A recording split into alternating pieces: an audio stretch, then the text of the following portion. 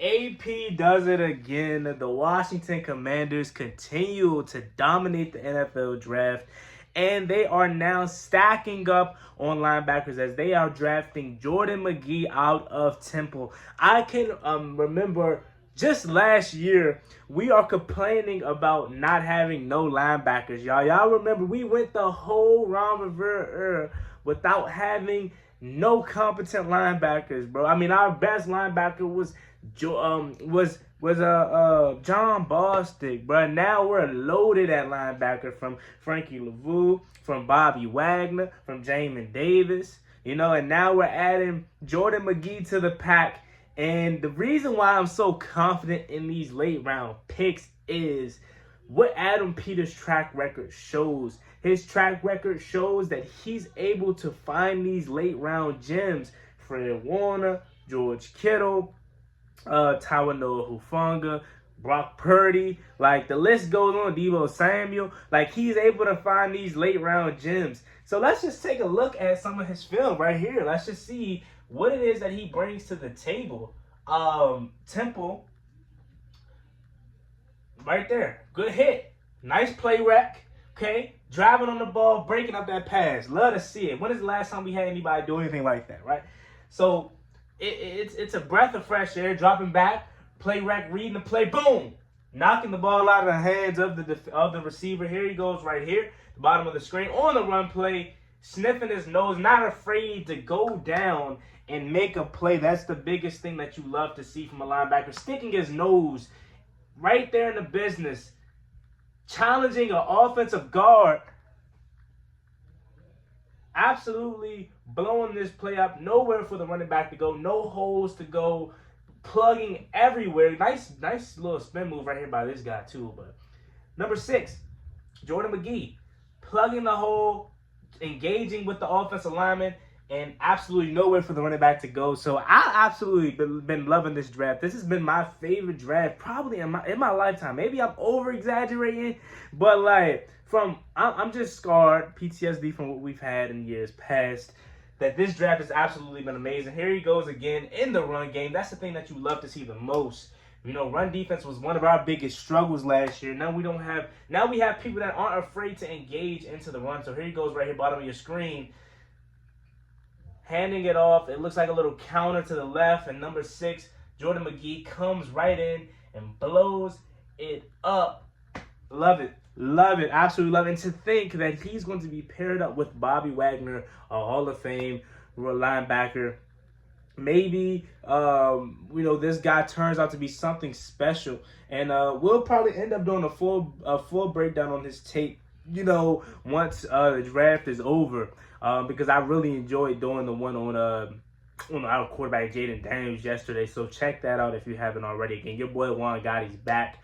I'm trying to get the channel back active, so I'm doing a whole bunch of new stuff that I'm trying to enjoy and get back into the flow of it. So Jordan McGee, love the pick. Just love the fact that he can learn from Bobby Wagner. I mean, in years past, like let's just think about it. It would be Mason Foster's, hoping that a Reuben Foster could pan out, a Khaleke Hudson, and John Bostic, you know what I'm saying, and all these just terrible linebackers.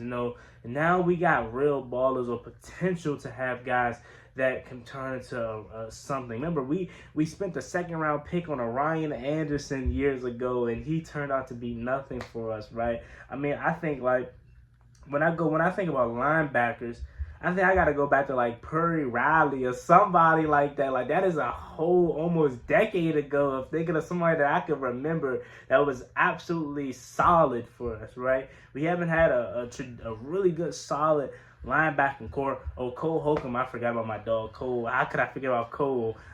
Cole was decent too.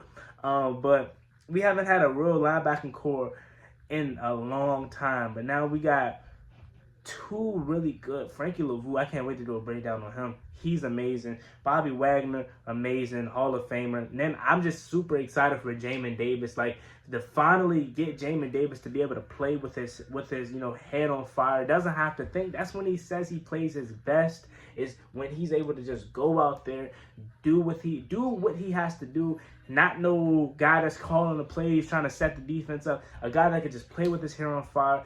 I'm playing in Dan Quinn and Bobby Witt Jr.'s playing in their defense. Man, it's going to be an amazing sight, man. Amazing scene. Hopefully we can all use these guys right. Just look at the way behind me, guys. Like, just look at him just blow up the play right there. Like, oh, I love it, man. He's not only a good pass coverager, but being able to be a force in the run game, and then also being a force when it comes to disrupting the pass. Like, oh my God. He seemed like he's on an outside blitz on that play. Can't wait to deep dive into his film, by the way. But this pick is amazing. I genuinely think, and this is not just because I'm a Washington Commanders fan, I genuinely think we're having a really, really good draft. I think we're finally having a front office that's doing what we need to get done, addressing all the holes. I understand left tackle is still a big hole. We drafted tackle yesterday that might end up being a guard, so tackle is still a big worry for a lot of people. But we got a cornerback from Michigan that Nick Saban was absolutely in love with, calling him the best pound for pound player. Understand he's short and he's small in stature, but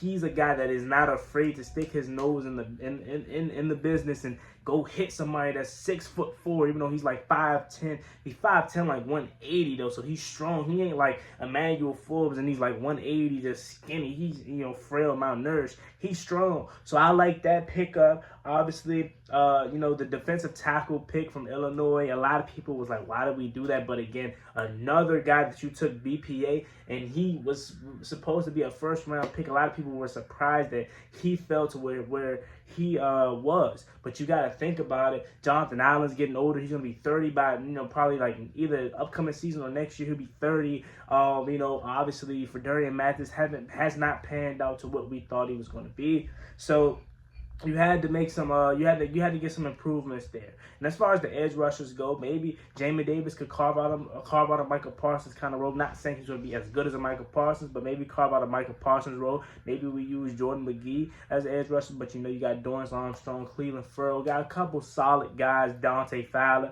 So maybe the way this defense is going to be ran, we don't have to worry about, our pass rushing guys being like a Montez Sweat or somebody like that. That was, a first-round pick or whatever. So, again, it's so much that you can just maneuver and so much to dive into when it comes to this team that I'm excited. This has by far been my favorite draft, again, from this team in a long, long time that I can remember. And look at that play again, just the play rack right there. The ability to just drop out of his zone, break on the ball, and just hit the receiver.